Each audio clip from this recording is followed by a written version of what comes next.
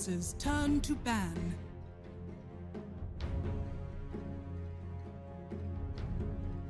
Dire team ban.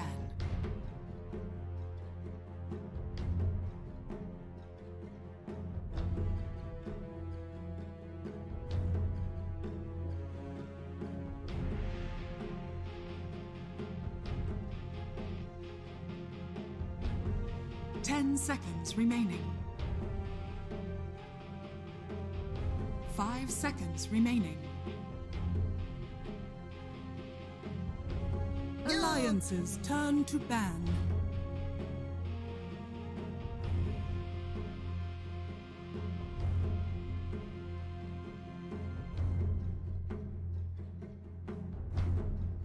Dire team pick.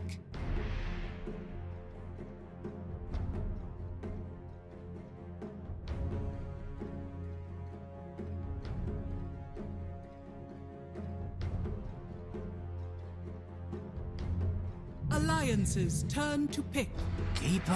Two teams with something to prove here in the upper division of the DPC League. We're jumping into the draft of game one between Alliance and High Coast. We got Purge on the big screen, Kyle and Tikov here with me as well. And Purge, I'm just gonna straight up ask, like, what would you like to see from High Coast? Because so far they haven't really shown that they deserve their slot in the division, upper division. Seconds remaining. I would say they haven't shown they just don't deserve it. I think they had, they definitely look like one of the weaker teams. That's really obvious. But I think their 0-3 score doesn't really show that they're close to being able to compete. I mean, two of the teams have to lose here, no matter what. And it's going to be probably one of those bottom four teams that won their qualifiers. But I think they have some moments of strength. And there was going to be some teams that just underperformed. So I think they have shots. I mean, obviously they're really going to struggle here to get out a bottom two, but they still have pretty decent players. They just need to clean things up a lot. This is a good start. Coddle Ember saw Liquid use this opener to great success. I'm sure OG will at some point pick it. And it is, I think, my favorite combo, even more so than the Coddle Bristle.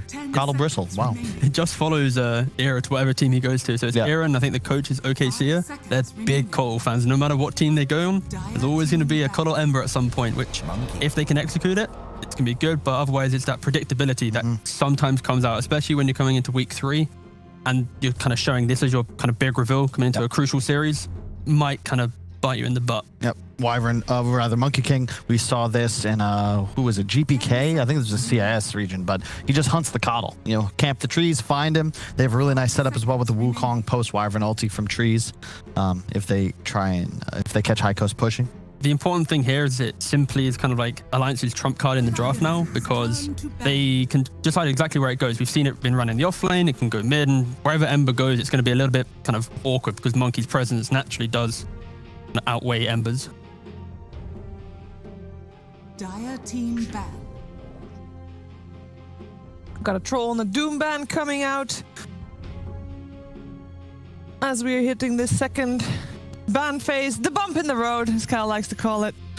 The bump in the road. The flow just all of a sudden stops. But this is the time where the teams, like the openings, you can theory craft these like all day, right? You just know these openings, but this is where you really have to start formulating a plan for your draft.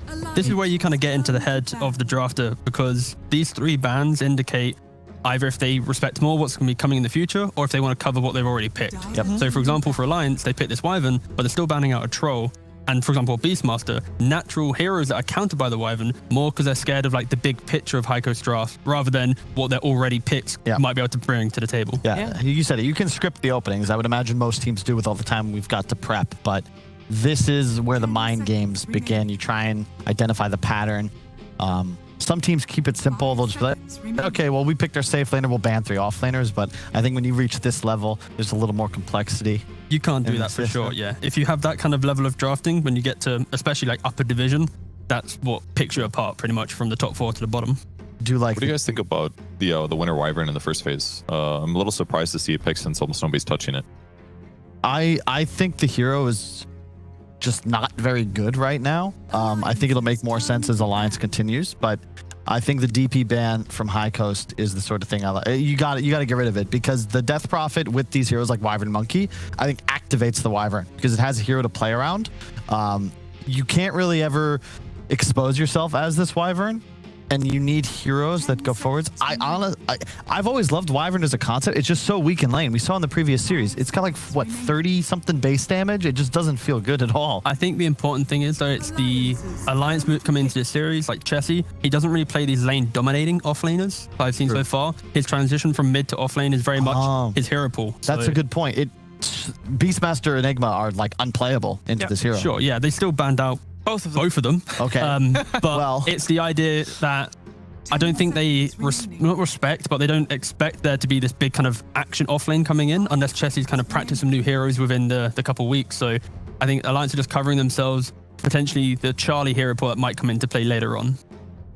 And we also talked about for Alliance that we like to see them set up S4 for success, and his biggest success were on the Timbers and the Beastmasters. Which other heroes for him are remaining in the pool that he could really shine on? It's tough because I don't really like to play against Cuddle Ember, assuming that's the lane. I think LC is a potential. Batrider, Timber, yeah, they want to get rid of S4's heroes ASAP. Against Coral Ember, the simplest way of looking at it is you either look for high armor hero to deal with the slight, or you deal with a natural regen hero to deal with the illuminate blast. And yeah, you can, for example, like a Night Stalker or a Legion, like any of these offlane heroes that have a bit more kind of I exist in my lane, they can do pretty well. Yeah, the Death Prophet ban was like the best one because I'm sure you just grab that here. If not, they go clock to hunt the Coddle even more. But it's not that hard lockdown though, so it's a bit they have no real disable for this Ember now. Yet.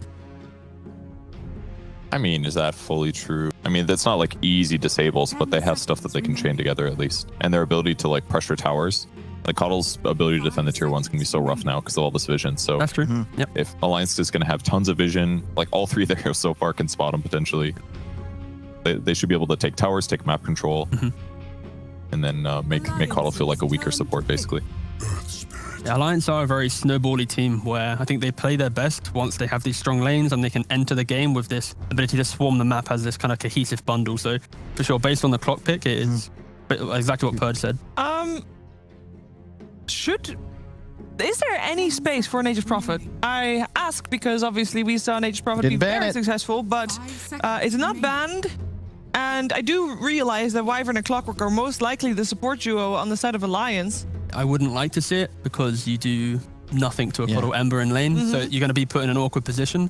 It's tough against all the hunt. Yeah. Okay. Double Spirit. From Alliance, I imagine we're gonna just see Limp's hero come out. Void Spirit seems most likely, but I almost said it. SF The block. one time. Almost said it. The one time Kyle doesn't say SF. The one game. The one game I don't. He did this in the series earlier. It was the same SF pick, same position. Carl had the same actions. Bless him. Talk about SF for a week. Nobody picked it.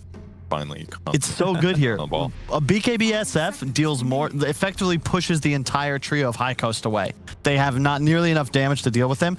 You've got Clock, you've got a Wyvern. So you replace, well, rather, your support duo doesn't provide too much damage, but you have Vision. That's what SF loves, because if you have Vision, you can farm significantly faster than almost any other hero in Dota, and you have nothing but damage. You ooze damage. It comes out of your pores.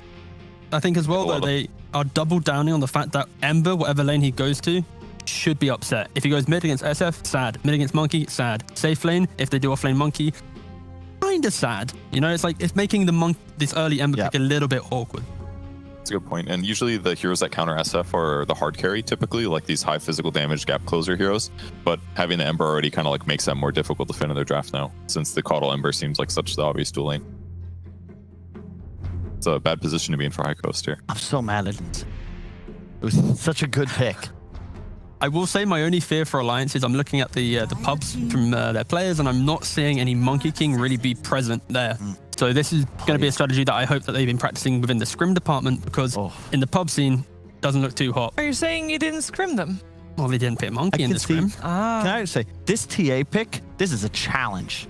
This is like a throwdown. You go to the gym with your workout buddy and you say, you can't lift that. But you say that to Limp. And I'll tell you, Limp does not back down from a challenge.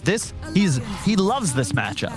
As in, He has played- this is a Templar Assassin favorite matchups, Shadow Fiend versus TA. Yes, but it's one of the more skill-based nowadays because one, TA doesn't have plus damage on denies anymore, and it's all about juking the side blades, but SF is also going nuke first, double mango to start. So it's similar to how Pucks used to be able to play against TA. You shove the wave, you double wave, you get soul advantage, you control runes. It's just very skill-based, and a hallmark of a good SF is that you beat TAs, or at least trade. The real question is, do you think Alliance predicted the auto TA, so they picked this clockwork to deal with the coddle, and they might go for the cheeky little cogs soul play that we've seen years ago?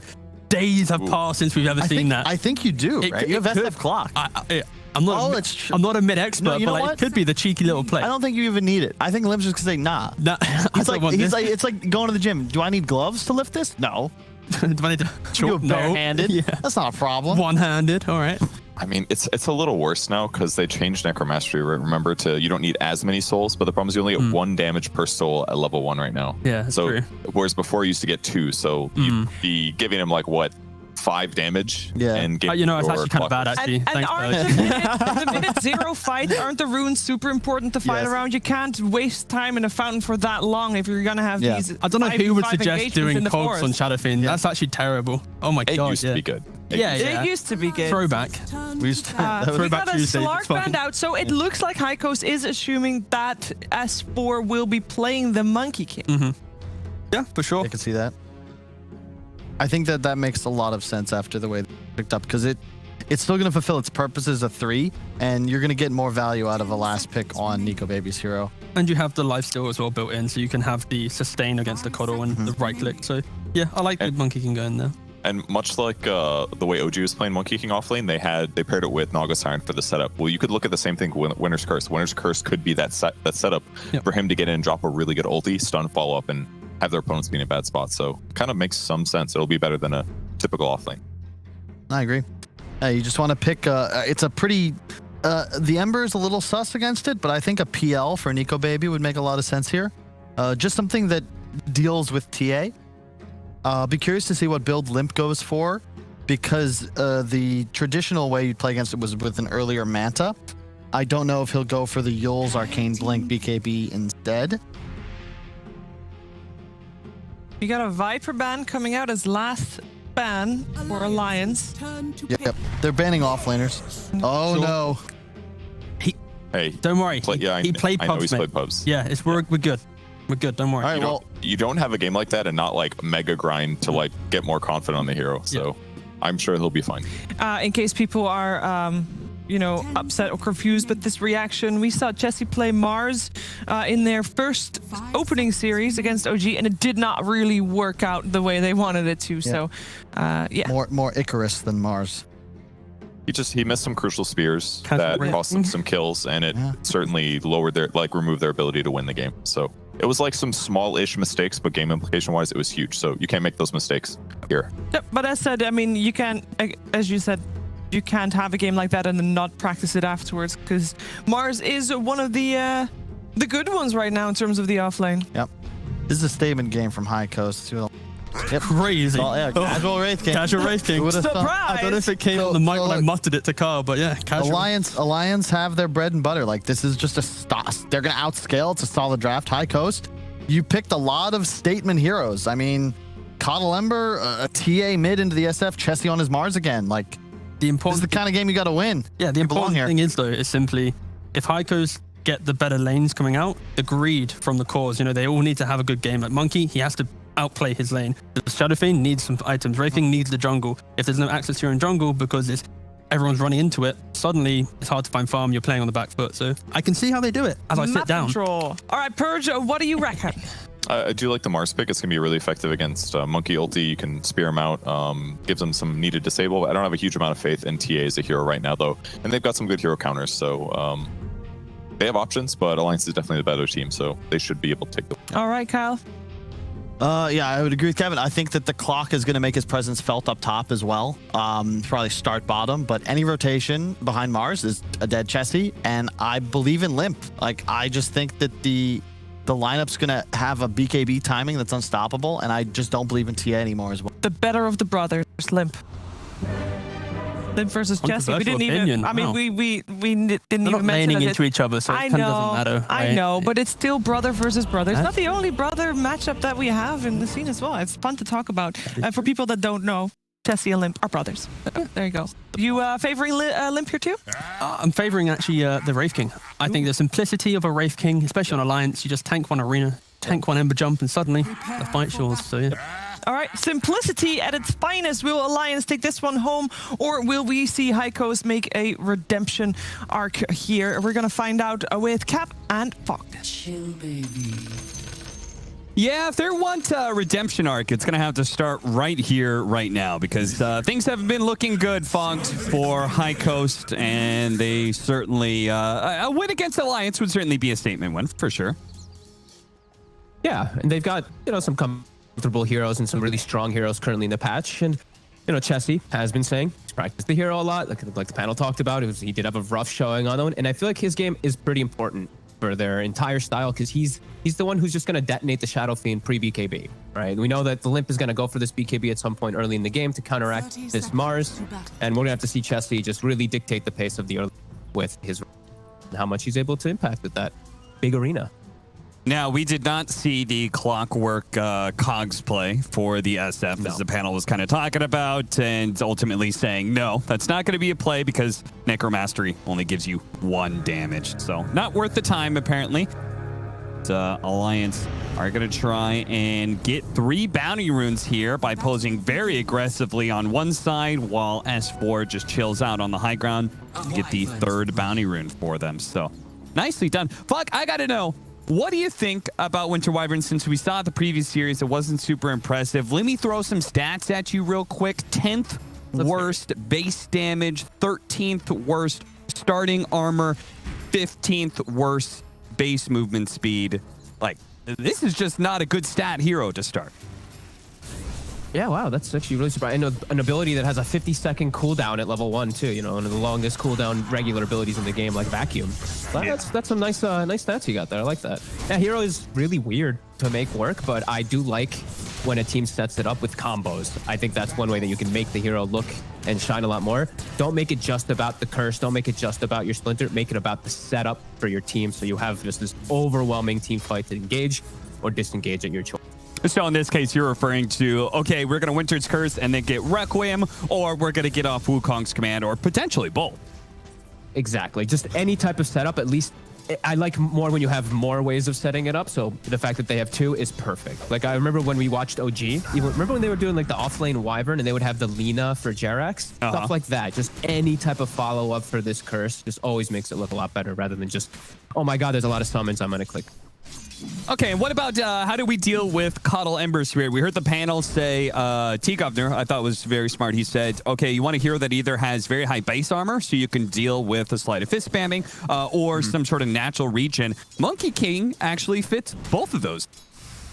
Yep, feels perfect. I love when I see them get this dynamic. Right, you pick the Monkey King, you pick the Shadow Fiend, and you just force them into Ember Spirit's gonna have a bad lane. He's not gonna go off lane. So you just force him into this bad. Nice by dodging that. Yeah, that was a sweet little move there to make sure he didn't get the Jinx stacks. Yeah, and I love the Clockwork pick with it. I think it touches everything they really need. Getting into the backlines, giving the vision, getting the initiation for the Shadow Fiend to protect him. So I think they've covered their bases very nicely. And looking at Shadow Fiend versus this mid matchup, looking at Limp is doing really, really well versus DA, like Kyle was mentioning, the master of the matchup. Yeah, Kyle's saying pretty much this is going to be a matchup that Limp is not going to back down from, a matchup that he knows very well, and a matchup that displays the skill. Bottom lane, they're going to get aggressive here. See if we can see our first blood as FNG is being gone on, but he's going to play around the trees here. Does throw the Splinter Blast, so it bounces over to Era. So they kind of trade out damage here quite a bit. Era's actually getting low enough. Another Splinter Blast almost finished him off. Fortunately, the Spear is there. A healing salve. Can they cancel it? No, he gets the roll away just in time. So he keeps all that regen flowing in. A close call, but no first blood yet. All 3 lanes already starting to get taken advantage of from Alliance, the way they've set it up. And they even get a pull up top, and they even get Zibby inside the cogs. He will survive, but they get the side pull and they defend it. So more farm denied from Charlie, and the lanes just continue to go. There we go again. Another Blast is going to bounce over, hits Era. Jesse, again, forced to defend with the spear, but now he's out of mana. Era looks like he may have to make the long walk back to base. Pretty fortunate that the Wyvern's also playing versus a double melee offlaner, so even more merits for FNG, the first pick Wyvern. Looking really good, honestly, versus everything he is up against. Yeah, that is certainly one of the things about it, right? You're matched up against some sort of Rubik, Lina, Wind Ranger, any of those heroes. Wind Ranger's not going to feel so hot. Winter Wyvern, rather. But double melee, use that for sure. And even getting into like the later stages of the game, it was your last pick Mars that Wyvern can fly out of and set up and protect people who are inside of it, or you can just get the setup for your team. There's just a lot of benefits that I feel like this Wyvern was picked early, and I feel like High Coast picked things into it that were just made it better as Hanskin. Blast going off. Hanskin will be your first blood. It's Era who picks it up. In war, a fool's first lesson is his last. Be done. Getting themselves ticked up, and Era now having an urn too early on. Saw FNG trying to guard the other side of the power runes. They're going to TP in. Even if they didn't get the power rune, Limp will at least be able to get the bottle refill. Again, Yeah, he is like that's doing just, really well that's missed. the solution. Yeah.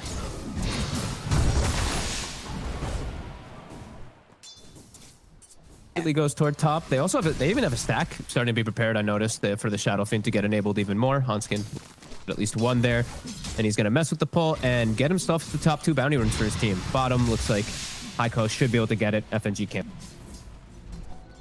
Likely to be a 2 for 2. Radiant's middle tower is under Especially since they're missing with a hard camp stack of their own.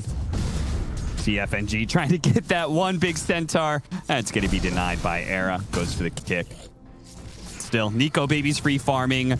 We've got S4 doing very well on the Monkey King when it comes to CS. I don't think you're really expecting an offlaner to be getting more CS than the enemy carry, but it's working here. Charlie is falling farther and farther behind, it seems. And then the mid lane matchup, TA versus SF, skill-based matchup, and he wins it.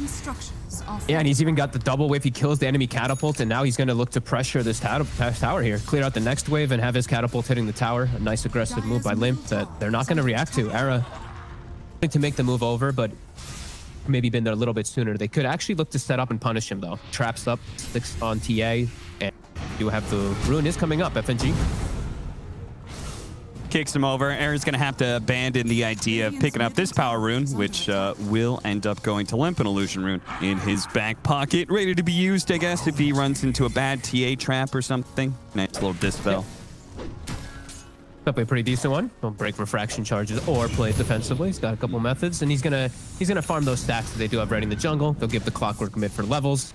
This is all just great maximizing from Alliances. Coast getting a little bit out farmed in these lanes at the moment and unable to really pressure on any fronts. Can't take advantage of the fact that S4 is just alone is definitely a concern. Yeah, when they're winning in CS in all their lanes and they're getting more camps stacked, like that says to me something went wrong. Whether it was a drafting matchup or a play, and I kind of feel like it's got to be a little bit of draft. I think this Monkey King versus Ember Spirit lane was a brilliant choice by Alliance. Yeah, and maybe Zibek should have just backed away and just done a little bit more stacks. I see he has 2 prepared, but maybe he should have just gone for full maximizing first rather than just sticking up there, as it didn't seem to help too much anyway versus S4.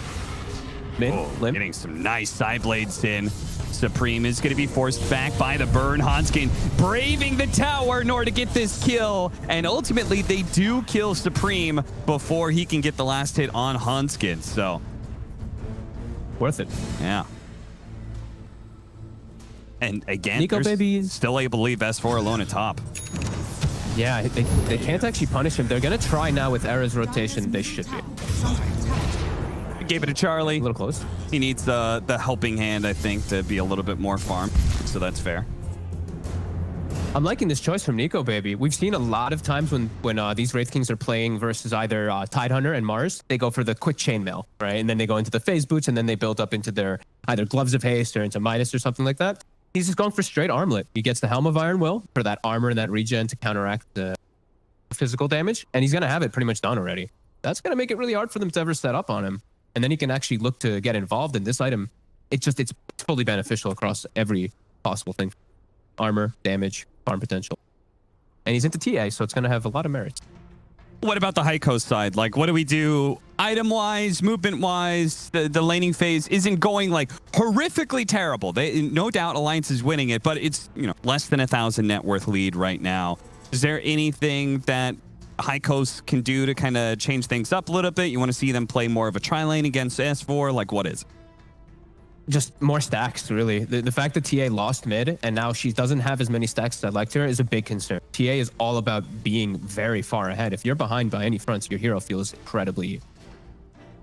Like, getting the stacks set up is going to be the most important thing. And then just Era and Charlie have to just high five and they have to make plays around each other. Chessie, he has a lot of options. I feel like he can actually go to almost any of the lanes besides bottom and look as an opportunity. But mostly, I think when they start getting a tower push, Chessie's job is just to be there and Dire's middle tower plop himself in front of it and not allow them to get that push going. So I think stacks, though, are the most important thing. Cannot have Supreme fall behind at all in this game.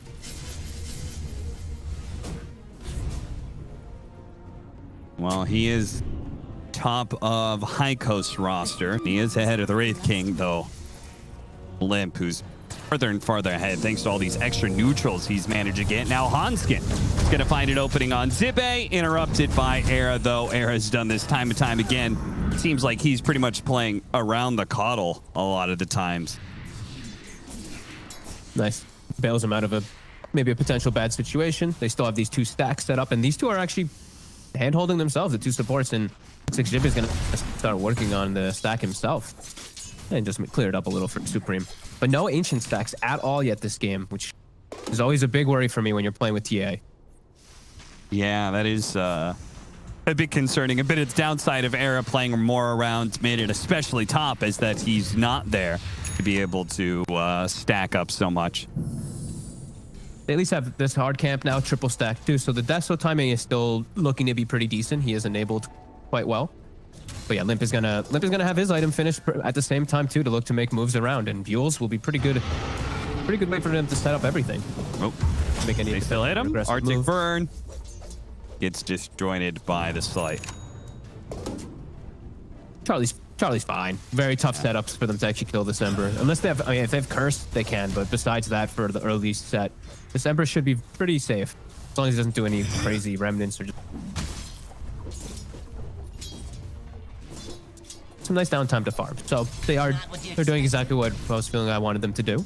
And Chessie's not dying. No one's dying out of it when they're getting this time to farm and catch back up in the net worth. Going to be going for Yules first. Looks like Hanskin's going to die to Supreme as the two supports rotate into mid lane. They probably know the SF is clearing stacks right now, which is why they kind of make an aggressive move here. They're going to try and see if they can go for the boundary rune here. They're going to scare back Limp, roll in. Do manage to get a kick onto him, push him back into Supreme here. Now he's looking to pick up the bounty rune, but he gets cold embraced. FNG may die for that little play. FNG, the last shot comes in, but Limp is able to get off his ultimate with Requiem and Wukong's out. They TP away, and FNG didn't actually die. So nobody really dies from that whole entire rotation. Now Chance is going to come in with a haste rune and arena and runs. Haven't seen one of those plays before. Hanskin, big old whiff there on the hook shot, looking to get himself out of that sticky situation. He goes down. Era doesn't have a roll up, so looks like he's going to be dying here to S4. The TA trap slows him down, but just forces out the boundless strike. Now he's going to be embered up. Controlled by the Slide, tries to dodge that big hit from the Melt Strike. Supreme, though, is unable to continue that play thanks to the cold embrace from FNG. It's Winter Wyvern. It as you were kind of saying, it's actually turned out to be a pretty good game for a Winter Wyvern. The versatility of his abilities against these heroes. For a first pick Wyvern, right? It just feels like he has actually a really good place in the game versus the TA and versus all this physical damage. As Heiko still looking to invade Charlie with the remnants, feels safe. Coddle has back. He's got good refresh of his spells. Got FNG. Ancients. Oh no! The Ancients are woken up and immediately target FNG. They take the last hit instead of Heiko's. Okay, nice aggressive move coming in forward. Chessie's ult definitely a little awkward. They do at least get a kill out of it and are able to disengage nicely.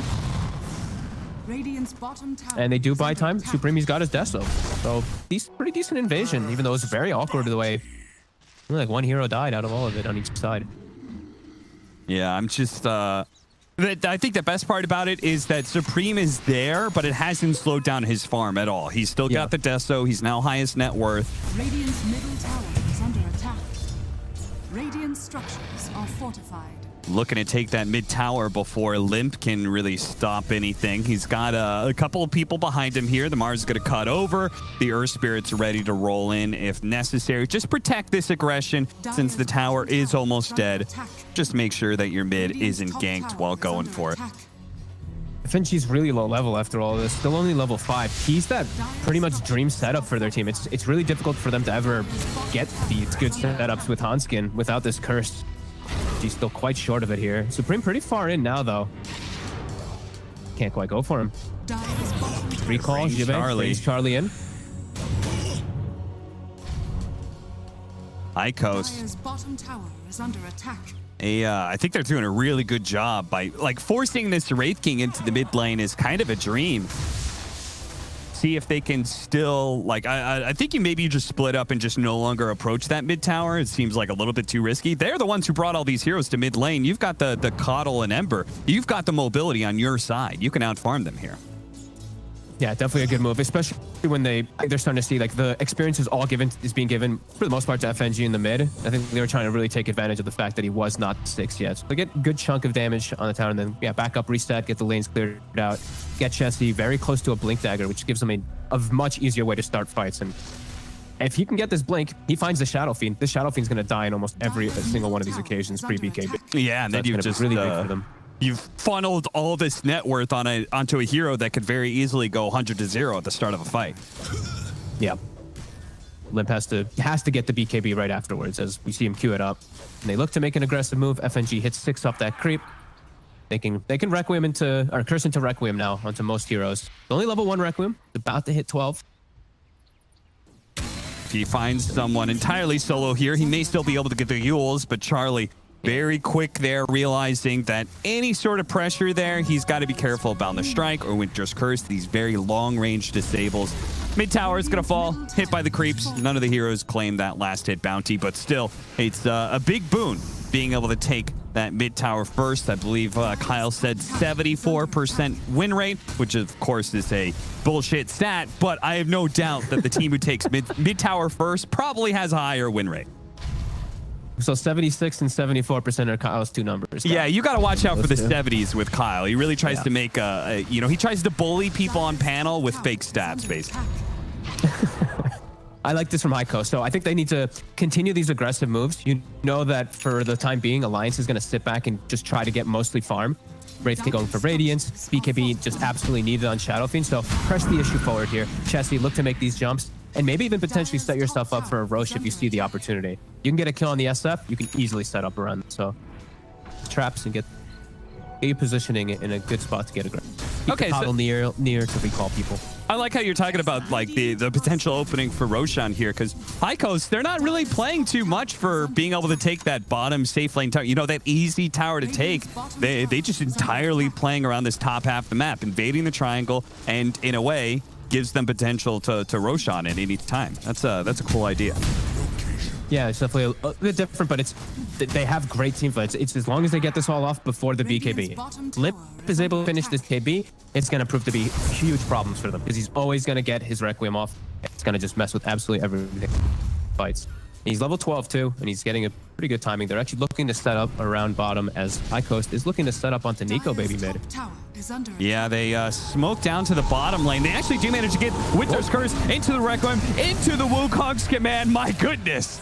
They made sure that Supreme did die there. But High Coast has some heroes that are sneaking in from the side here. So even if they lost the TA, there's still a chance they can get a good fight here, but they have to do kind of soon. They're going to be able to find the Clockwork, kill him instantly. The spear goes out, actually hits S4. They didn't expect to find that kill. They lock him inside the arena. He's forced to fight back. He's got the Jingu stacks, trying to keep himself alive off the lifesteal, but no chance in hell. Chessie finishes him off with a God's Rebuke while Limp is forced to TP away to safety. Meanwhile, though, Nico baby with a big push into mid lane does equalize the map pressure there. Looks like FNG. He tried to stick around even though he had a TP. I think he was hoping for a sneaky little play, but no chance here. You can see the very liberal usage of the ultimates from Alliance there. Just how slow pace the game is. They know they can just throw everything onto the TA. High Coast will be able to get their own push going, but I don't think Alliance is upset about this at all. They get the Relic done now on Nico Baby, getting closer to Radiance, and this Wraith King, just like the panel was saying, just like T was saying, this guy's the king. He's the one who's going to be that real big carry for the team with the backup of that SF aura too. Really going to help him inside the fights.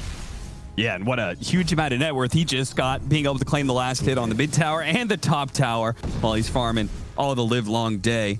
So I got a question. With these ultimates that they're using so liberally, are they not long enough for you to be able to punish like immediately? Was there any chance that High Coast can just like, okay, they use ultimates, let's just go Roshan? No play like that? If they use the ultimates on the TA, probably not, right? Because Supreme's respawn was like 40 plus seconds. They actually have time to reset, get themselves in good position to set up around there. So if they use that on the TA, then it's really good. But maybe now, this is where High Coast could look to back up. It's still a bit risky though. Clockwork Rocket, they have so many different ways to get information inside the pit on the side of Alliance. So they're gonna give that respect on High Coast. But it's definitely scary that it's still only that 1K lead for Alliance, but you really feel that High Coast has to keep tempo going with this line. This TA, the longer the game goes, it starts to really start to fall behind, especially into a Wraith.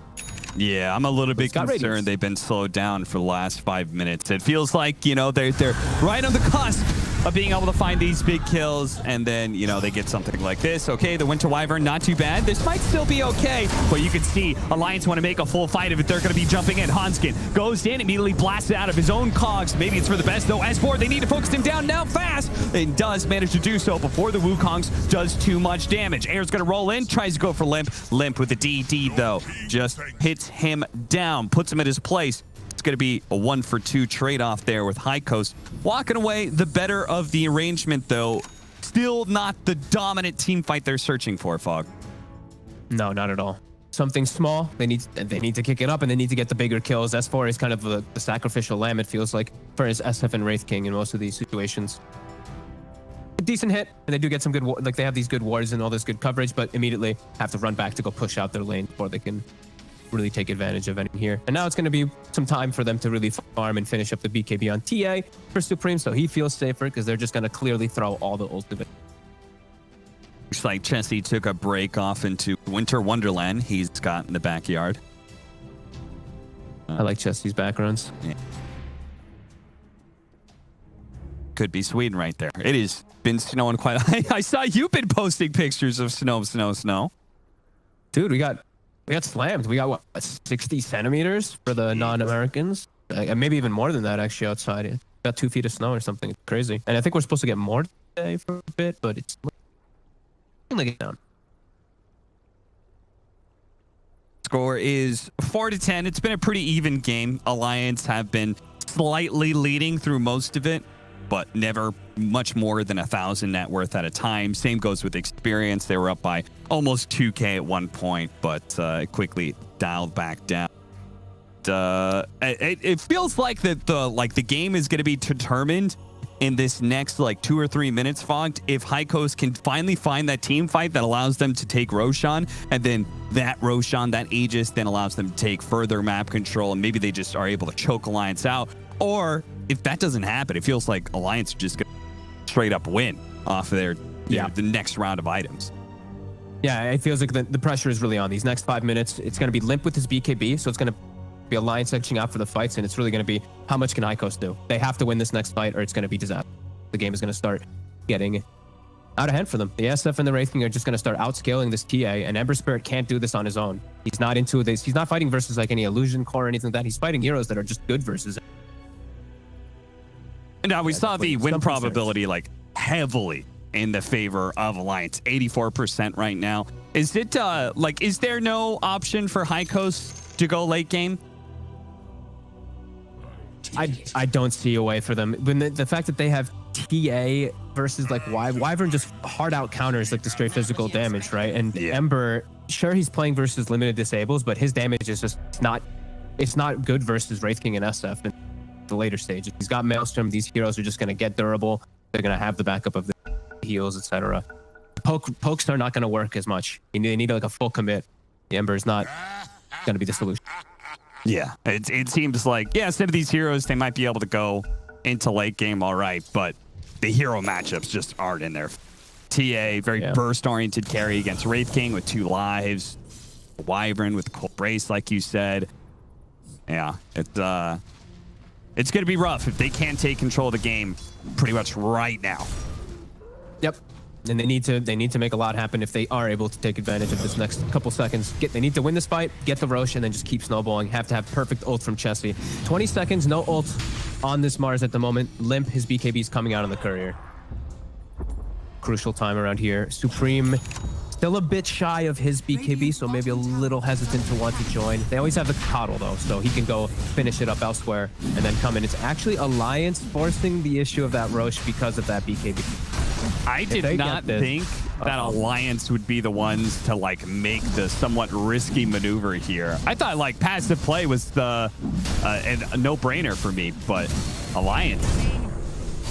They're forcing the hand. Yeah, they certainly are. Heikos may not be ready for it, especially with the hook shot coming in. The Requiem. Oh, no, he had a moment, but he couldn't get away in time. The fear catches him before he could jump away. Now, Era is very likely to die here. The Essence Ring won't save him as S4 jumps to the other side of things, and Limp with the rest of his BKB and the help of Nico, baby. They're going to look to finish up this Roshan, claim the Aegis before Heikos has a chance to do anything. Oh, that is disastrous. The TA draft does not get the Roche set up at all. They can't even take the fight because the way it starts, Charlie has to be more careful. Even though, as you say, he's elusive, there is different ways to combo him with that Yules. That can't make these type of mistakes. Because Supreme, he probably wanted to finish the BKB, but it's just a really smart move from Alliance to force the issue. Take it out. I mean, Roshan is so important for TA lineups in general. As we can see, Supreme, he does excellent damage, particularly when he has a DD, but he's still very fragile. He needs that extra life to work with. Especially when he's playing versus a lot of different ways to kite him out. With the Cold Embrace, the Clockwork can mess with you, even if you do have BKB. Just even Reincarnate can slow you down if you post BKB. Be very careful for Supreme. He's going to have to really put the work in for his team. And the rest of them are just really falling behind. Charlie, he's below the offlane. He's below the Monkey King. That's the best 4. I just cannot get over that Witch's Blade is a viable item for non-intelligence heroes. Too. It's so weird to see this on these Monkey Kings every game. Monkey Kings, seen it on a few Ember Spirits. Very likely for him to die if they do get the setup. I actually like it even more when you have setup though, right? When you have Winter's Curse, you can get them in the middle of the Wukong then, right? Then you're actually going to maximize the Witch. Unlike where a lot of the times I feel like I see the Witchblade get like a hit. Okay, well, all right, decent. Yeah. At least the stats it provides are just a... Nico, baby, continuing off of this momentum. If they have the Aegis on the SF, they're very likely to try and force some fights and go for some invasions. He's got a Blink Dagger to make sure that team fights actually happen right now. Yeah, I love this third item Blink that I'm seeing on these Wraith Kings a lot of the time. You get kited, but this is always going to change that. And you just, if you get on the supports and the back lines, you will probably 1 or 2 shot them if you get a hit with the Mortal Strike. Era, very far forward. Oh, he does manage to roll away. He's going to make break for it. He's good. I think. Oh. That looked weird. It looked like he was actually inside of him. The roll was like perfect. As Jibe won't be so lucky. There's that 1 hit. Yeah, a guaranteed crit from a strength carry is pretty good. Who knew? But Cap, it was reduced 10% in 7.28A. Yeah.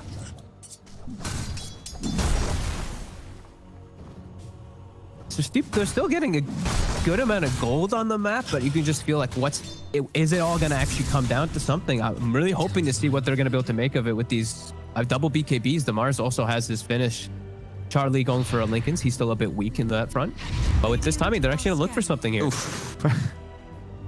Coordination not on point. Double smokes for this play, but maybe double the smokes, double the kills. Maybe.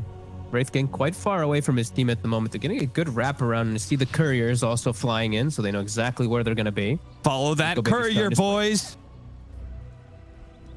Where is he? Like, oh, it's Hanskin. Get him. Okay, there's the clockwork. They don't want to initiate on him. They really want to Alliance build is this match ready. up. Maybe Look the at SF. FNG. They actually do jump the clockwork with the TA. The back line, they do manage to kill FNG. He goes down. S4 trapped inside the arena. They're going to play around that, but Limp does manage to get his Yule's combo onto Era, who's most certainly dead, unless Essence Ring. No, the last hit comes in. The BKB from Chessie fighting through. Hanskin is going to go down. The BKBs, though, trapped inside these cogs. Mars managed to blink away. Supreme fighting through this, but remember, he doesn't have that as Aegis. He is so squishy right now. He needs to be able to stay away from Limp. Look at him. They don't have detection. They're throwing down races. Finally, they drop the sentry and they see him. They finally manage to kill the TA. It's up to the Ember Spirit to lay out this damage now, but Nico, baby, he's about to lose his first life, but it's the SF who's going to go down first. FNG gets rolled over by Zibe. Let's see if they can catch these two cores on their second life. Limp, he doesn't have a BKB, so he's pretty easily controlled up. He does do a good job of bringing down Mars for the end of it. Charlie,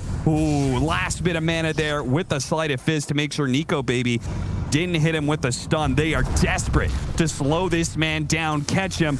Don't let his blink dagger come up. They managed to get the vessel, but he blinked into the trees.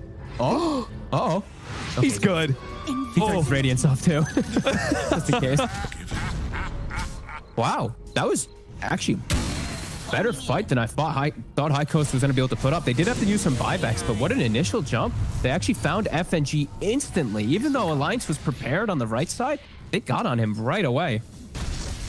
That was a crazy fight. Yeah, that was The cogs actually were really impactful, though. Hanskin trapping them both during the majority of their BKB in there, so they had to just play very defensive while they were resetting away. And Nico, baby, still probably the biggest winner of it all, but a decent fight from High Coast into an Aegis. Yeah, not too bad at all. If they could just take another team fight, this one going perhaps a little bit better for the TA since she's not going to have buybacks, so that was obviously a big factor. But and honestly, just taking away that Aegis, if they can force another engagement, win that one, we still have a small chance of High Coast kind of taking over that mid game like they need to do. Yep.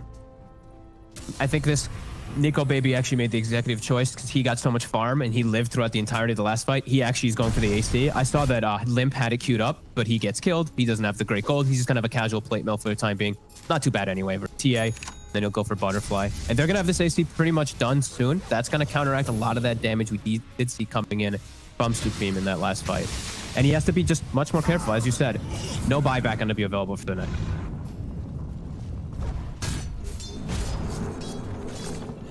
Wraith King's out here pretty far. They kind of ping him, but no disables are around to stop him from team away. A very close game, 11-16. Yeah.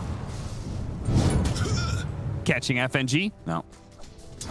Missed the chains. Chessie not able to follow up without that disable. So scary to be Supreme right now. He has to just be very careful. His team has to play and just pretty much smoke to him every time he shows in a lane, because they're very likely that they set up on him. The side of Alliance, and they will. Nico Baby's gonna run in with his new AC. Running into the Wraith King, that is not what High Coast wants, so they're gonna retreat after losing Era.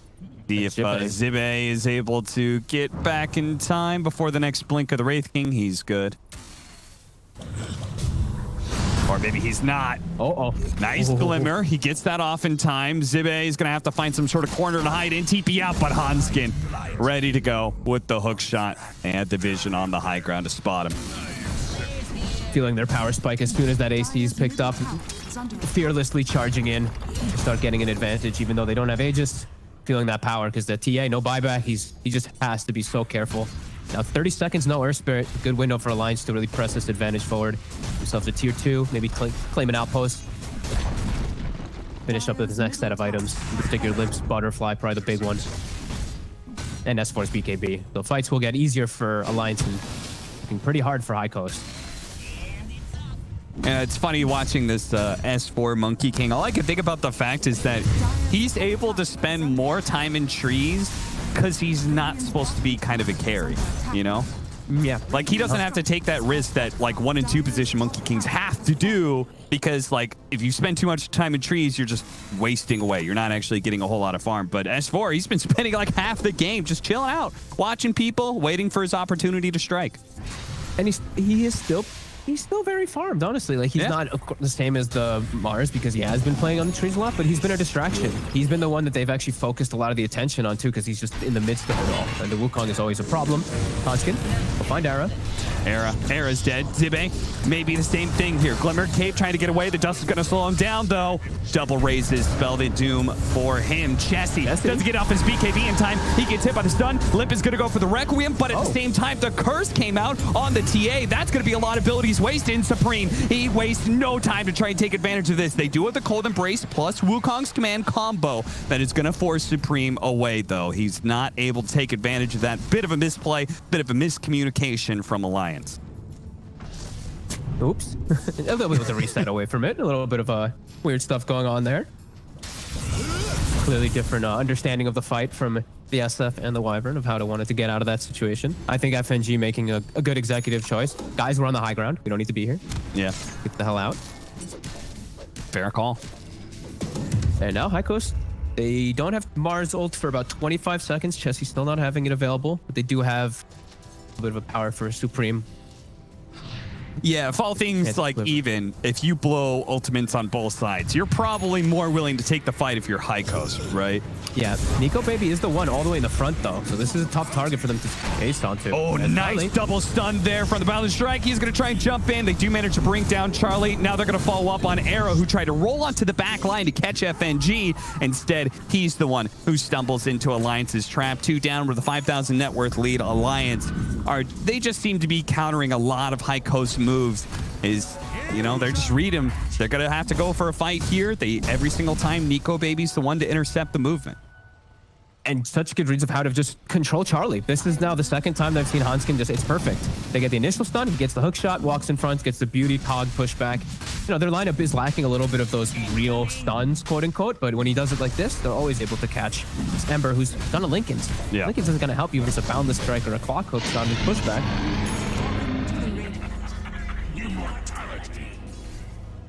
Now Aegis Cheese as well. Full butterfly on Limp from that last situation too.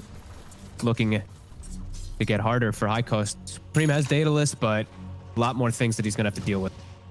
Yeah, if Dota Plus thought that this game was heavily favoring Alliance when the game was even on net worth and experience, now that they're up by 7K, it's pretty much saying there's just one more nail left to put into that coffin. Charlie showing himself in the front again. He's got to be careful of that. He's got the Linken's, and they tried the double stun there. But fortunately, Charlie was quick enough before the Winter's Curse came out. They have a great ward deep in the base. S4, he's setting up here. S4 does manage to get off the Wukong's command to be able to cover as Nico Baby that was not trapped at all. Managed to kill Supreme as a result of that. The Winter's Curse goes out last second. FNG was just hoping to survive, but either way, his team has certainly won this engagement. Chessie puts himself in a corner, trying to use his shield as best he can, but ultimately, without the TA, Fog, they don't have any damage. No, they do not. And a beautiful setup from S4. They actually catch Era trying to do some creep catching shenanigans in the back here, and they're going to use buybacks to try to hold the racks. Okay. Looks like a pretty hard hold. There's still Aegis, as well as the cheese. Yeah. He pops the cheese. Just in case, 10 more seconds till his reincarnation is back up. They're going to go for Hanskin here. Hanskin protecting himself with the cogs. Nico Baby is ready to go back in. His reincarnation is just about there. Actually, the block's done there as Nico Baby, thanks to S4, gets hit by the Earth Spirit. So Nico Baby just pumps out the damage real quick, takes down Era, brings down Charlie, and now he's looking for the finishing blow on not just Chessie, but High Coast as a whole. You should be able to take 2 lanes of barracks. High Coast can hold out if they want to. There's still, that's tier 2 at bottom lane. Alliance can't force Megas just yet. What a way to start that fight. S4 jumping in, puts a ward down in the back lines, and then they just jump on the TA, and the Wukong's pretty much does everything with Nico Baby there. Chessie, he jumps in the back lines, but they're like, oh god, wait a minute. Our damage source is already dead, and nothing they can do as Alliance can finally look to close this one up after it felt like they've taking control of this game as soon as they got that first Roche. Yeah, they may not be able to get Megas, but The Ancient is still a win condition, and it is going to be enough to force High Coast GG out. So game one, High Coast, they managed to, kind of keep it even, but it did feel inevitable in a way, Fogged, that Alliance, due to draft perhaps, due to a little bit of just reading everything High Coast was doing, they were just getting more and more control as. Yeah, I really liked, honestly, Hanskin with a couple of these hook shots were really clutch.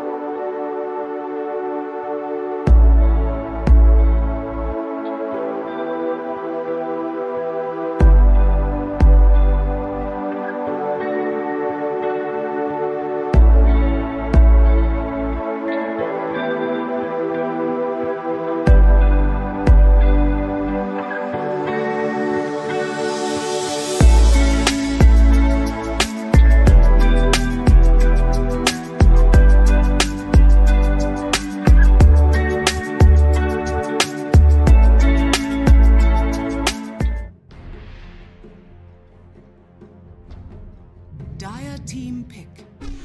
Puck.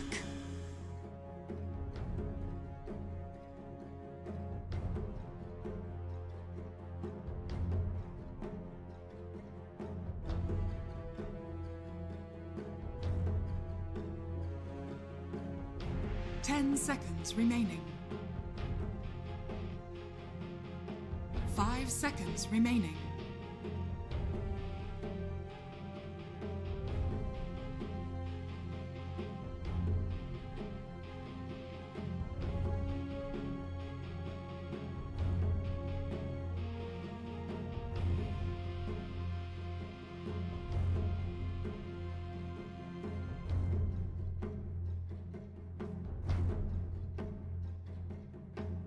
Alliances turn to ban. Monkey King.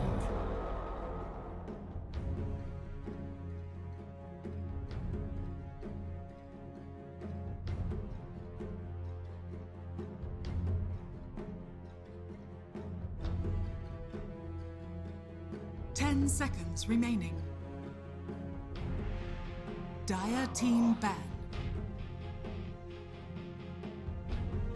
Alliances turn to ban.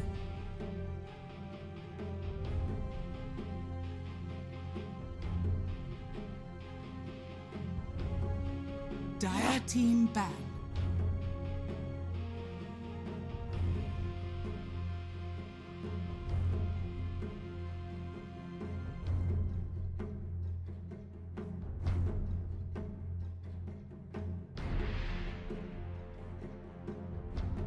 Ten seconds remaining.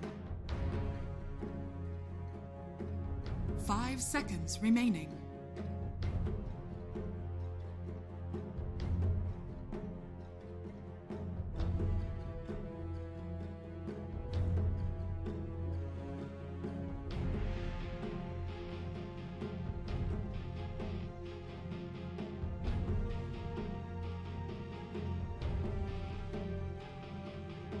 Alliances turn to ban.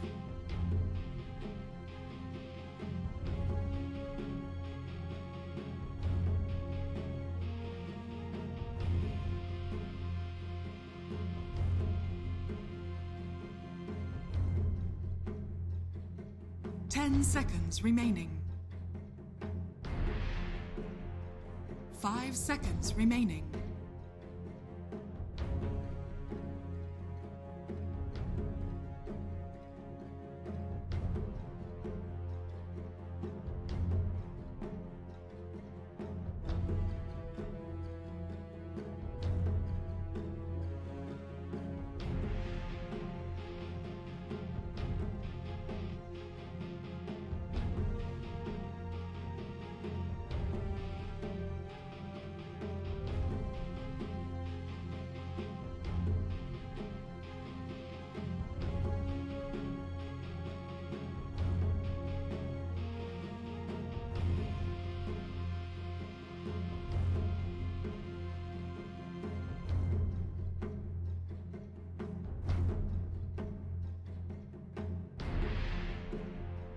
Dire team ban.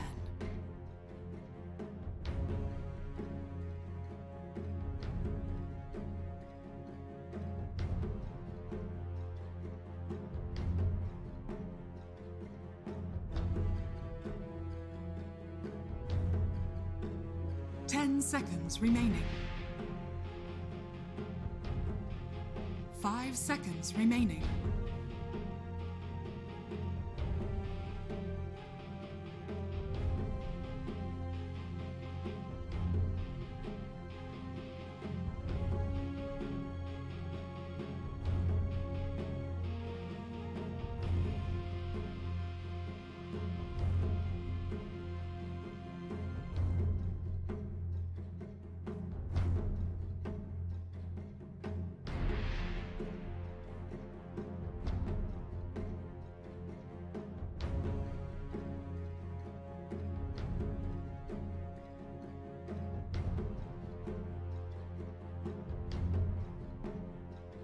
Dire team pick.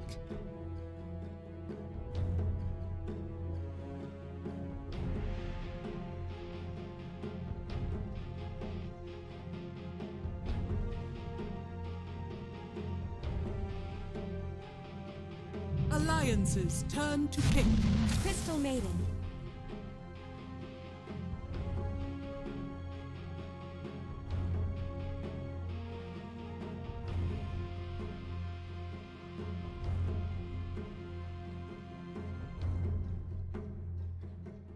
Seconds remaining. 5 seconds remaining.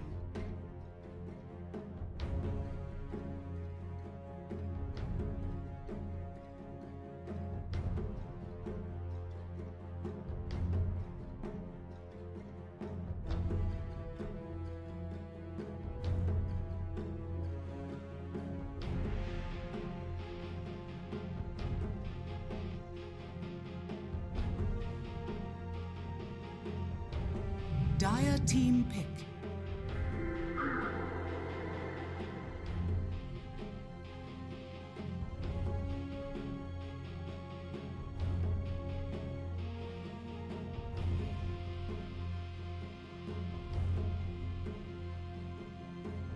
Ten seconds remaining. 5 seconds remaining.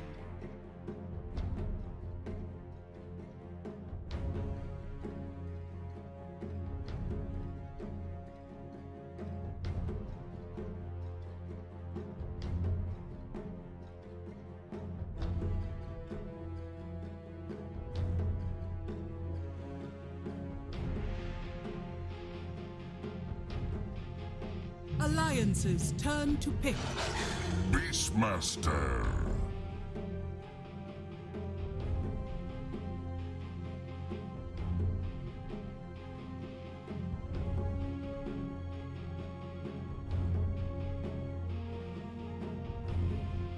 Alliance's turn to ban. Sound Warlord.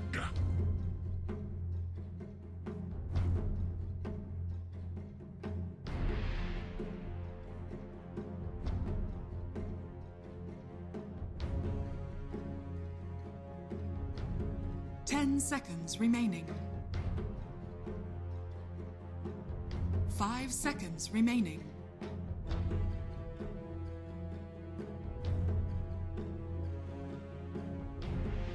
Dire team ban.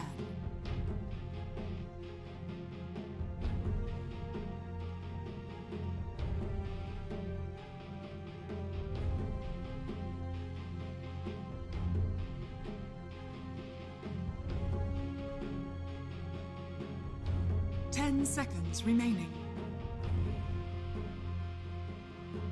5 seconds remaining.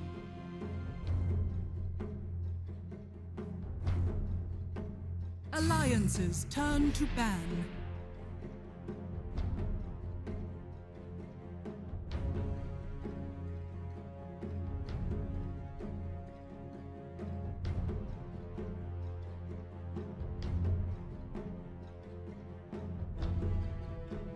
Seconds remaining. 5 seconds remaining.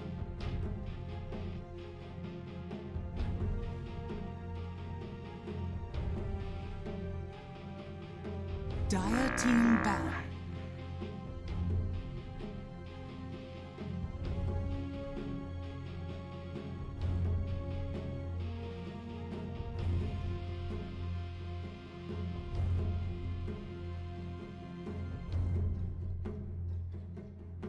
Seconds remaining.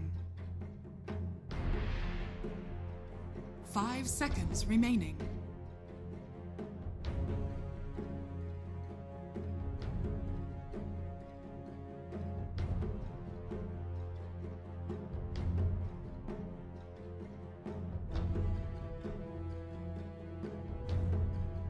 Alliance's turn to pick.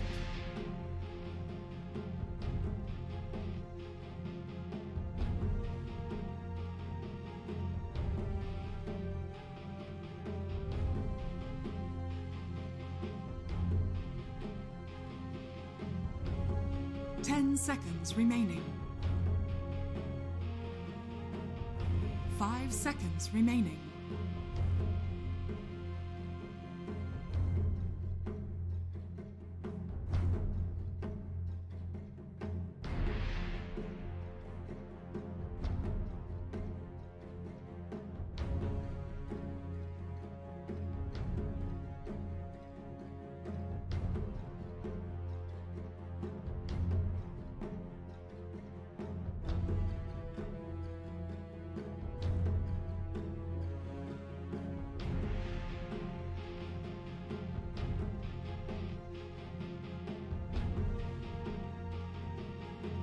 Dire team pick. Right.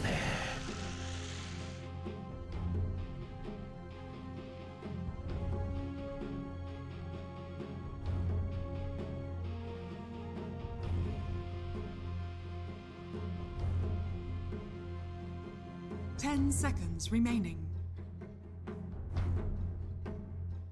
5 seconds remaining.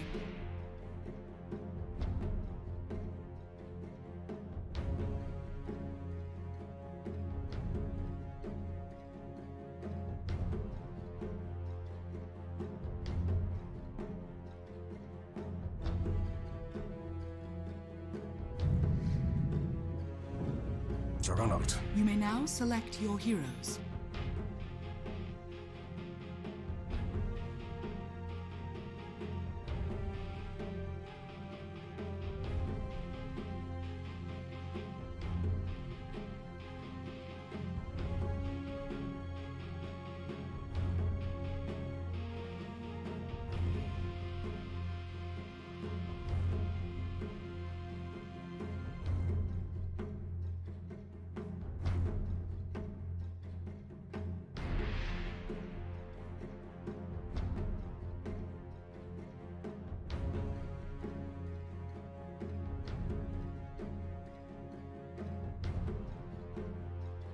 Ten seconds remaining. 5 seconds remaining.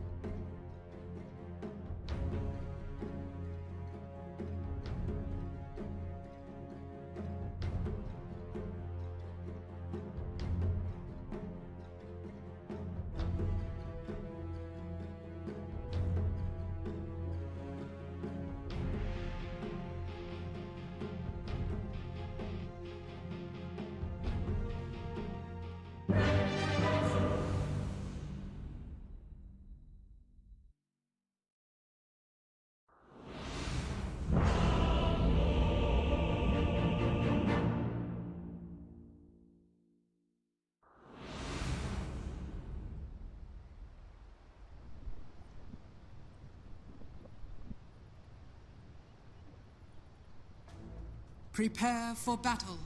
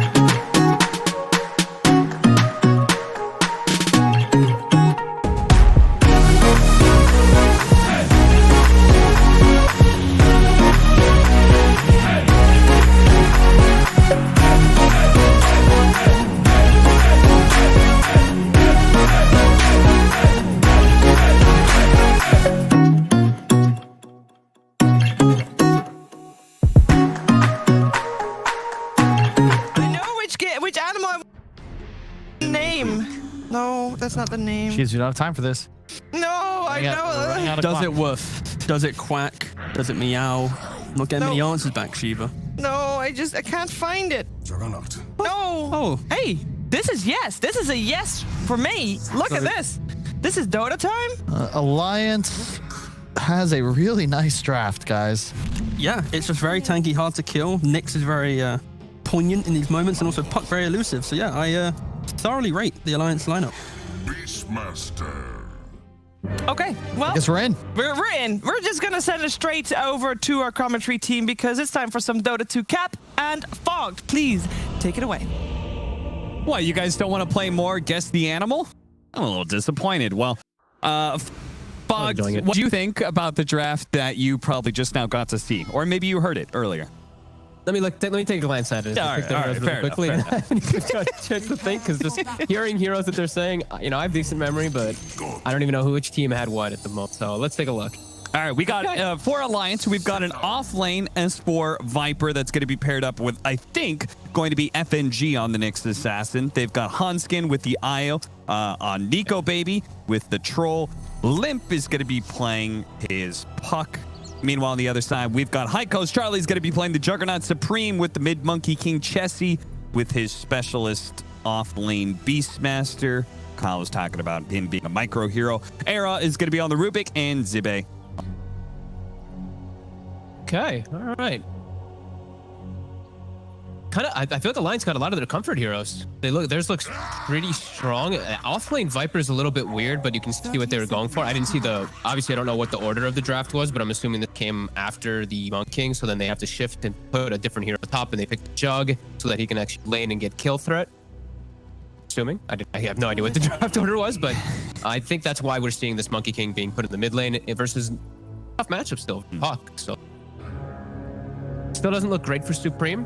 They can definitely get a lot of kills onto S4 top on this Viper since he's a very slow hero. So I want to see them get themselves a good head start up there in particular. 1 or 2 kills onto that Viper early on with either a CM or Rubik or even 3 heroes potentially. Well, they were trying to use the board to scout out if there was a ward, which is kind of classic. But the thing is, the ward's on the other side of the river, so they weren't able to detect the fact that because normally if it's on this side of the river, right, you plant the boar right next to the within tower range, right behind the trees. Yeah, that's an easy, cheap way to know. Get a free sentry out. I like that. Nice dodge there by Supreme. First orb. Dodge out the damage from it. The harassment game is going to be there, so Supreme has to be very good about dodging these orbs as much as possible because he will get pressured in that lane. Bottom, we're going to see Troll, probably one of the best carry heroes versus Beastmaster. You're just able to always clear out these boars easily, the slows, your high armor, miss rate, etc. versus the summons later on. Just a good matchup for him. IO, extra sustain.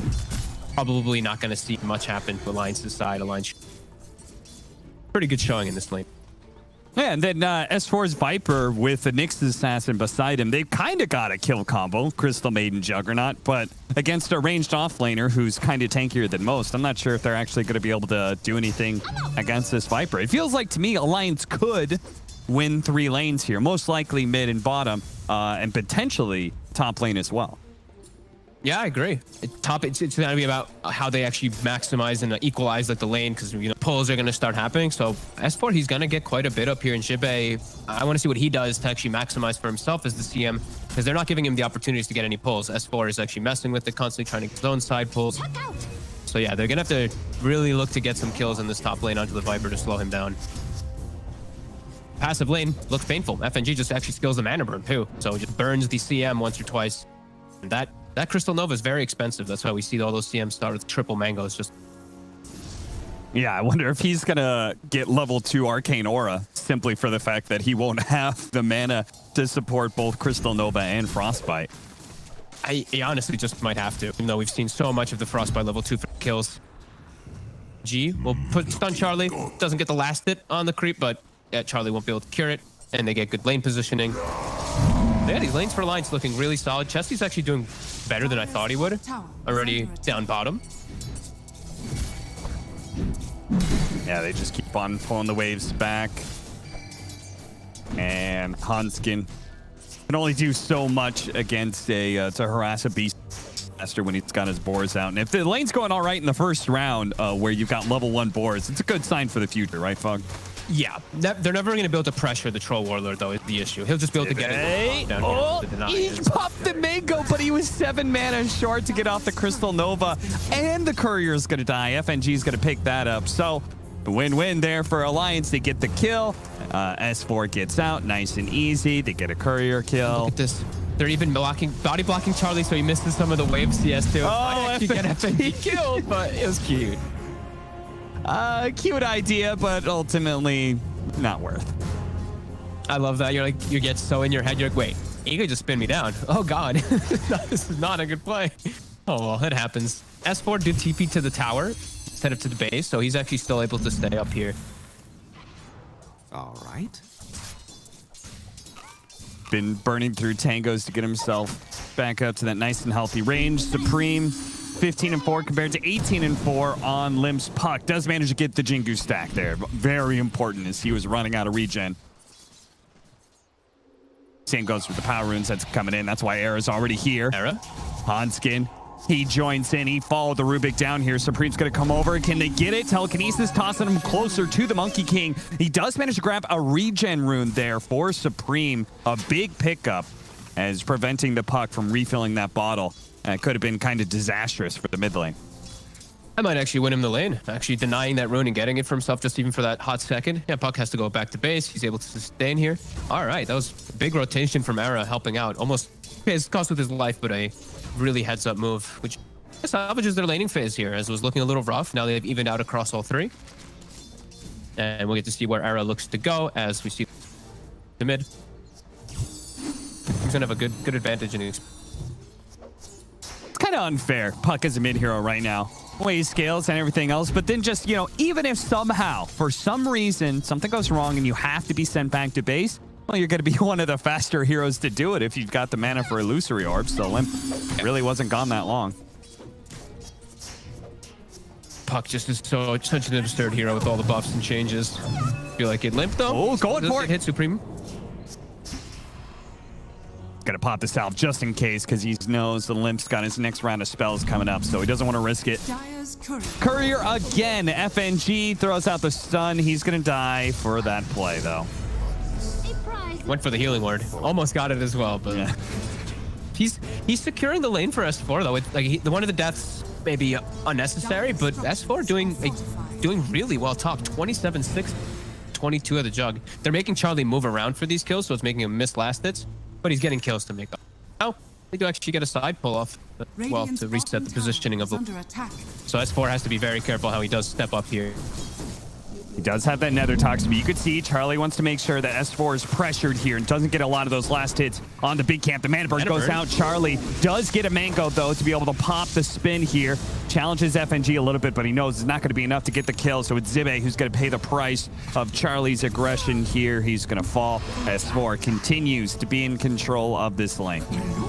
And they're actually able to pressure. That's the important thing that we're seeing is S4's farming, Church farming, but Chessie is dying. Unable to actually slow down the farm of the troll at all. While look at Charlie, he is significantly slowed down in comparison. This offlane Vipers worked really well for them right now. 2k gold advantage already off of all this.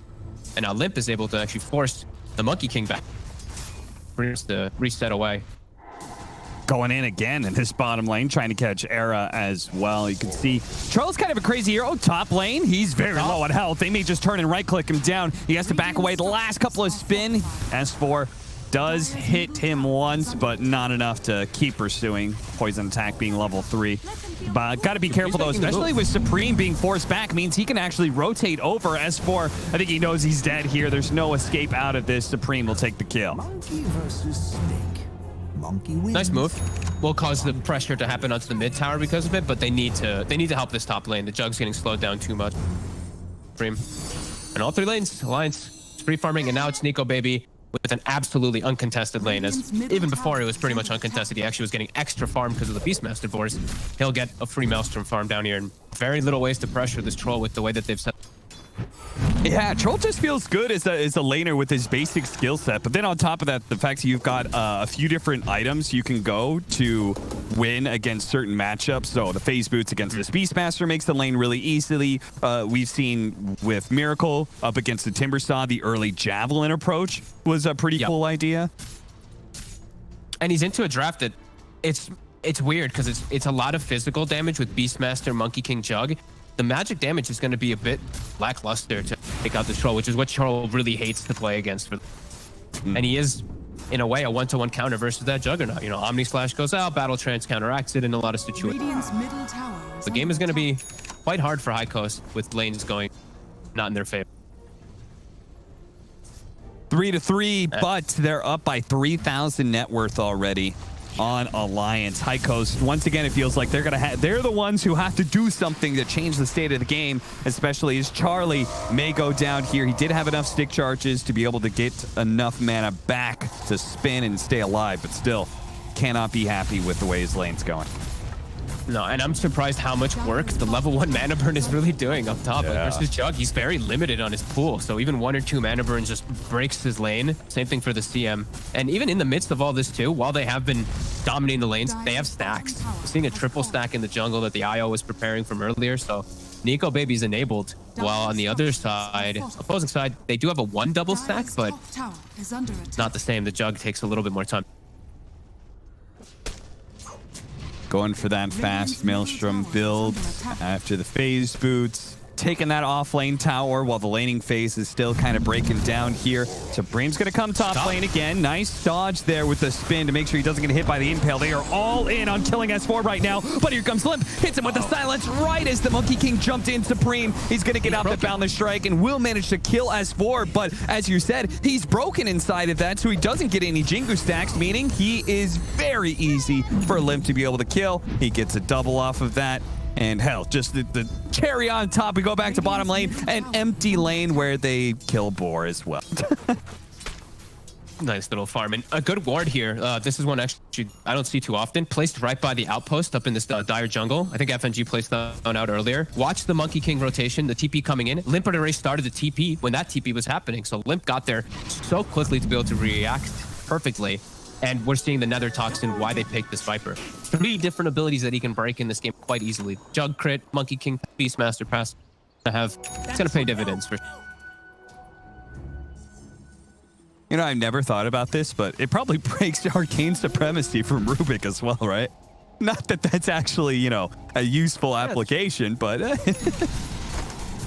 If he ever finds himself walking for some reason that close to the Viper as with 1 billion cast range. Look at that. They not only won the lanes, but they have more camps stacked. I feel a bit of deja vu. Game 1, Fog. Absolutely. Look at Nico, baby. Just well and truly enabled. Jug pressured significantly in the lane. Troll not pressured at all. All lanes just looking phenomenal for them. And they're even now applying pressure with this second catapult wave like last time. High Coast do the same thing, but it's such a big gold deficit. Already 5K. Insane how fast that's gone. Yeah, that is big difference from game 1 and game 2. Is High Coast felt like they managed to keep the net worth even if it wasn't really to their advantage at all. Here it's going so starkly against them. I guess this time around they do have a lineup that scales pretty well into the late game compared to Alliances, where they've got pretty much a it's kind of like a single carry Troll. But they do have like anti-count, like the counters, right? The S4, the break is going to be massive versus all of them. And Troll has just such a good matchup versus Omni Slash. Against the Omni Slash. He bounces away from Hanskin. Instead, it goes on FNG. He used the Vendetta to be able to get away, and now we just popped a bunch of ultimates to not get any kills. Chessie comes in through the side. Nico, baby, got to be careful that melee Necronomicon unit. The boars are slowing him down. S4, is he going to die? Telekinesis, pull back into the boars. The boars die. Era managed to get the kill here, but he will die in turn, looks like, from the Nether Toxin, or maybe not. He actually barely survives FNG. They found him. I'm not sure if he came out with a Vendetta hit. Ultimately, High Coast do manage to do 2 kills and don't lose anybody. Surprise. They do lose the tower, which is inevitably what Alliance was there for. They had to use every single one of their ults to defend, but any type of trades right now, I think they're fine with taking. They need to get these trades to have some hope of catching back up. And As Era survives, he stole Nether Toxin toward the end tail of that fight. They'll have Nether Toxin for the next few sets. That could actually be pretty impactful. That Viper a lot squishy. Good way to be able to kite the troll or limit the effectiveness of the IO. Yep. See what they do with it. They used all the rules too, so they gotta back up. I think they just can't. They gotta just catch up. Chesty still only has the book 1. He's still pretty underfarmed for most of the Beastmasters. We actually usually see the book 3 out by now. It's definitely a big indicator. All 3 towers are already taken as well. Team with Beastmasters actually only taken the 1. Oh, they're gonna go for it here. They have to relocate, so they just go ahead, throw down the catch here, the Dream Coil. I always love it when teams make a concerted effort to shut down a beast, because this hero I think is pretty crazy right now. With when he gets to Necro 3, he just feels impossible to fight into. So just stop his progression. Don't let him get to that. Yeah, I definitely agree. I just love when I see relocates. Relocate Gant's actually done. I feel like we see so often it's just a relocate as it's the posture, but with Coil, they can always set up. With Vendetta and with Coil, they have easy ways to set up any of the split push that is going to be never far behind, right? It also means Nico Baby, he was left there, so he's going to kind of sweep through the jungle, his own jungle in this 13 to 14 minute mark where there was a bunch of camps available. So very efficient move. Top of everything else. FNG underneath the sentry here. But we don't have any... I mean, I guess Era is there with the telekinesis, but maybe it's just not enough. They're just trying to get some type of catch up, it looks like here, playing pretty defensively. Really trying to finish up these books. Jesse, as we said, the book 1 was done, but he still doesn't have book 2 because of that death before. Now he'll have it, so they're a little bit stronger about it, but it really feels like he is the dictator of their power windows with these books, because besides that, their fight just looks, especially into Alliance's heavy sustain. They're tanky. Yeah. What do you think about S4's build up here? He's going to Crimson Guard against the Monkey King Beastmaster. I love it. I think all he needs to do is just tank up. Doesn't matter if he's broken. He'll be able to tank versus those minions. They find an easy snag onto Jibe, but I think this is a really good approach by him. He switched to the Atos right after. He already still had the crown. But either way, it's any type of tanky items. I actually think I may have liked the Crimson a little bit more, but maybe he feels like they can just set up for more kills if he has an Atos. Then they have 3 ways to set up ganks with IO. Nyx, an Atos, and a Coil. Yeah, I thought it was kind of interesting. It's not a typical Viper item that we see, but it is a great game for Crimson Guard versus Beastmaster Monkey King. Hell, even in some ways, the Omni Slash of the Juggernaut. Supreme.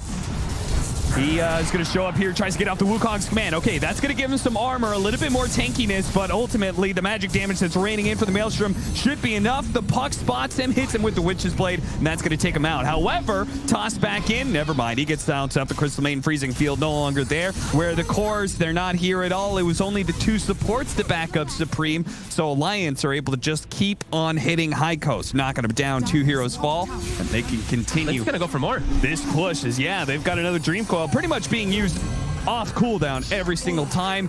They can get a tier 2 tower with this Siege Wagon potentially. They're just starting to get really outplayed around the map. They're not able to actually have any real pressure. Chesty's just jungling with the book.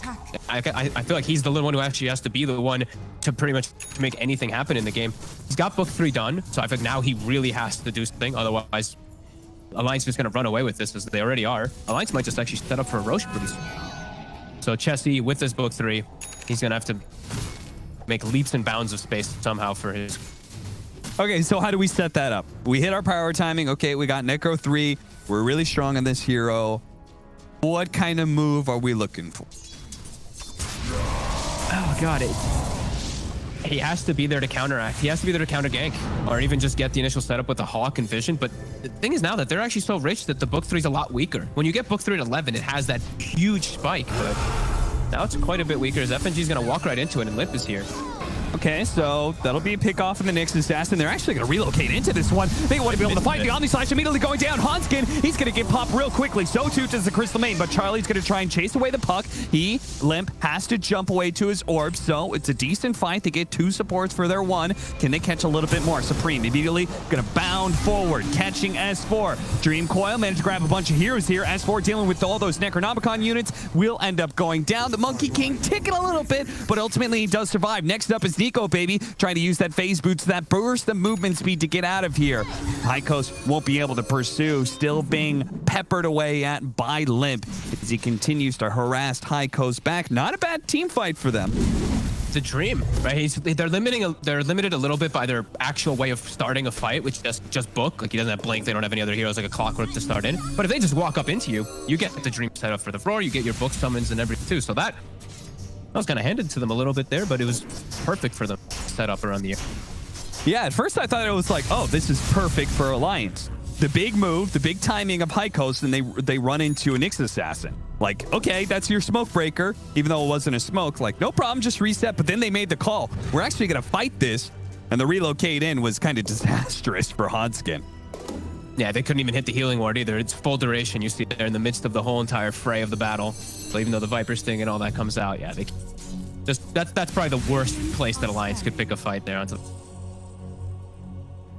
breathing room for High Coast to get and finish up these next few items. They're still very far from any type of real defensive. They just have Maelstroms on both of them.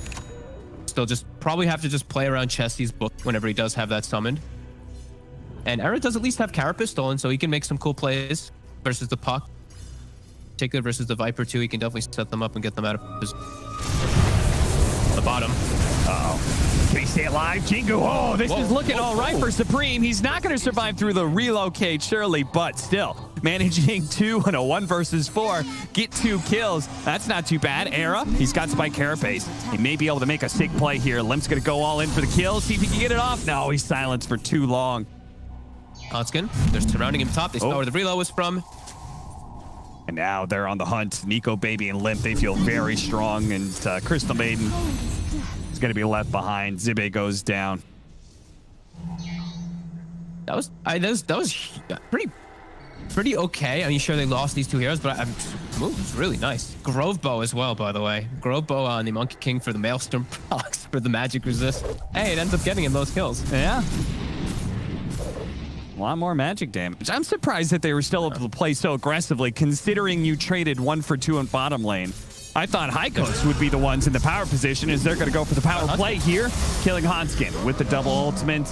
Nico Baby hiding away in the trees. Yes, doesn't have a TP up for 20 seconds on High Coast. I believe they know this now. Certainly with Nico Baby being caught like this. Big kill. No chance for a battle trance either. High Coast, they're around the Roshan pit here, Fog. This could be the beginning of a bit of momentum for them.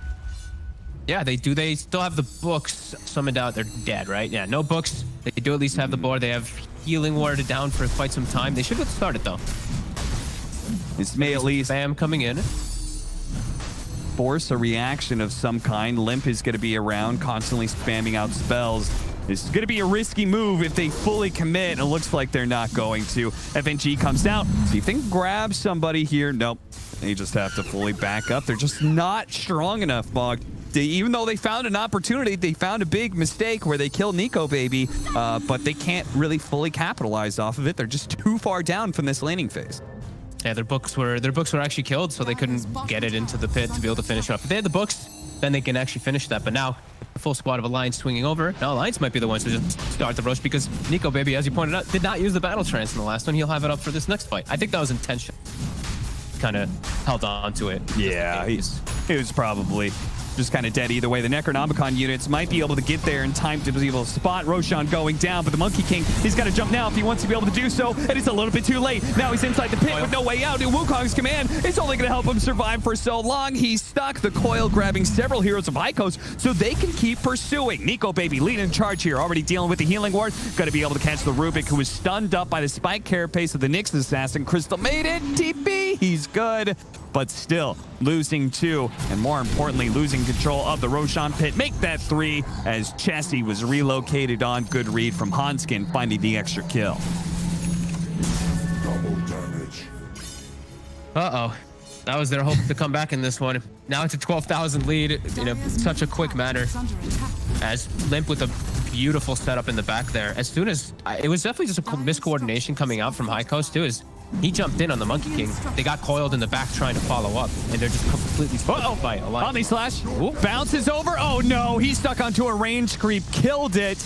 And then Alliance was out of range. So he tried to make real, I guess, liberal usage of that Omni Slash with the DD to see if he can get a kill, but doesn't pay out for him. Fortunately, doesn't die, but they still lose that tier 2.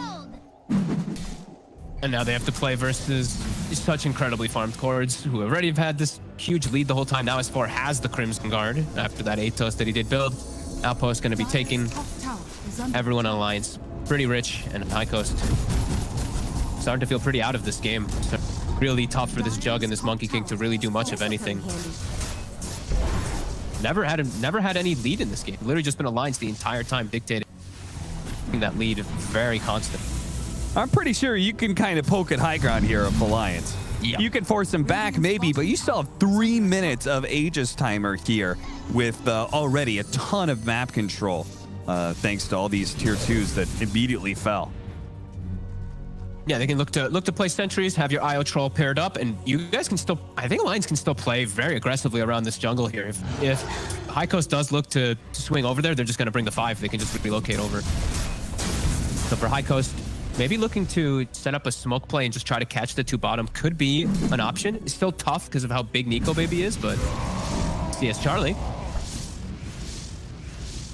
And they are pretty this fast. Troll can certainly catch him, but look at this, the smoke. It's all a bait. They're going to try and catch the IO here, but eventually they're going to be forced to commit to go on to Nico Baby. This leads to an opportunity for relocate out, potentially. Don't. They manage to grab him right as he jumps in. The Wukong's command, it's out. Can they kill Hanskin really quickly before he gets out of the ring? He does manage to do so. Nico Baby has popped his ultimate and is chasing away, but is being kited expertly by this team. But Monkey King's left inside of his pit. He's got the Jingu stacks, but he doesn't have the Boundless Strike to be able to heal up, and ultimately Nico Baby's just too strong for them to be able to fight. What an entrance from Lip, catching the back line once again. He's always there to catch them on the retreat. So as a result, High Coast trying to go for a next level move, going for the IO +1 play, instead are going to lose 4.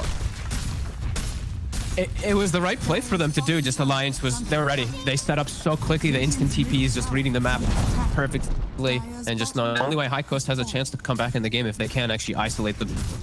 And now onto high ground. Power is really just showing in every single one of its fights. Charlie knows he can't fight, so he's just getting what he can out of the map. Takes the mid-tier 1 tower, but he is going to be watching that bottom lane of Barracks die from the fountain. I love watching Limp when he's playing his super comfortable heroes. Like, he just makes so much happen, and he's, like you said, the frequency of coils in this game felt like he coiled every single one of the cooldowns in a perfect attempt. He's just always been there to break High Coast whenever they do have a hope. Oh, baby, 6-1 and 9, charging at the Monkey King, charging at anybody he sees. Yeah, that was something that was nerfed recently too. Level 1 coil. It's a 10-second longer cooldown than it was before. It didn't feel that way with the way Limp was playing, because he was just, the second it was off, he was searching for kills or pickoffs, and now it's 20,000 net worth. Monstrous. Especially with a Troll who just has a fantastic core matchup, says the Omni. We'll catch S4 on the front. Yeah, and maybe they can actually burst him down, but they're going to have a hard time. Okay, the Primal Roar going down. They need to be able to help Charlie, but he's quickly just taken down by Nico Baby. He pretty much runs over anybody he encounters. Next is going to be Zibe, who's hiding in the trees as best he can. Please, God, no. But it is too late and too gone. Game for High Coast. They are certainly going to struggle to hold this high ground. Even worse if they lose more cores outside of the base, and that's going to be Supreme now dying thanks to the setup from FNG. Onto the high ground. Arid does still have Nether Toxin stolen. We'll slow them down a little bit. Monkey King dead for 40. This is looking like a pretty easy Rax. And they also will have Coil again up in 30 seconds. Alliance is still very ready to fight, and a High Coast may have to just bow out of this one. No. Dire's top Yeah, barracks with are their cores dead for this long, and I mean, maybe they could have gone 50, 60 minutes on a more even net worth, but not in this game. Again, Alliance just proving to be the superior team by being able to take control of the game for the first 5 minutes and never really letting it go. Go, baby. All right. With the battle trance is forced onto the T4s. He'll have to back away with the BKB. A little bit of respect given.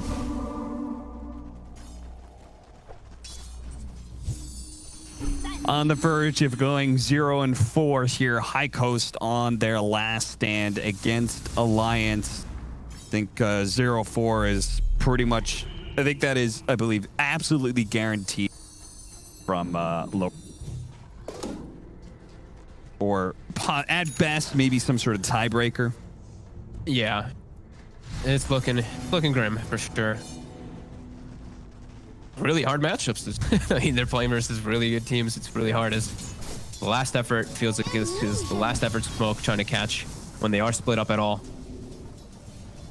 Nico Baby is a monster. He still has BKB cooldown and Battle Trance cooldown. And let's see. They're going to go for S4 again. At the same time, roaring up FNG. Managed to get off the spike carapace. And looks like this time around, S4 is not going to die inside of the ring. He managed to tank up through the Omni Slash as well, thanks to Hanskin, who's still being run down by Charlie. Managed to get that kill. The Rod of Atos put to good use here. The Monkey King going to turn and fight, but because he's broken, has no chance to be able to get that lifesteal. And with no Omni Slash. And Nico Baby now here in the middle of the engagement. High Coast don't really have much of a hope left to be able to stop this tide that is rolling in. Alliance members streaming into the base now, looking to be able to take Megas. has fallen. They're gonna poke and prod as they can. Nice by Carapace. That's gonna be able to catch Zibe as he tried to just kind of get whatever damage he could. Immediately an Abyssal Blade onto Era as well. Leave poor old Chessie Beastmaster for last, and that's it. GG. Alliance looking pretty hot here against High Coast. Sadly, though, High Coast have just not been able to put together a kind of caliber play against, honestly, some of the best teams in the world, right? This is why we love being able to cover the European DPC, the upper division, because Europe has just been such a strong region for the last 2-3 years. Yeah, this is just this series was tough, honestly. Alliance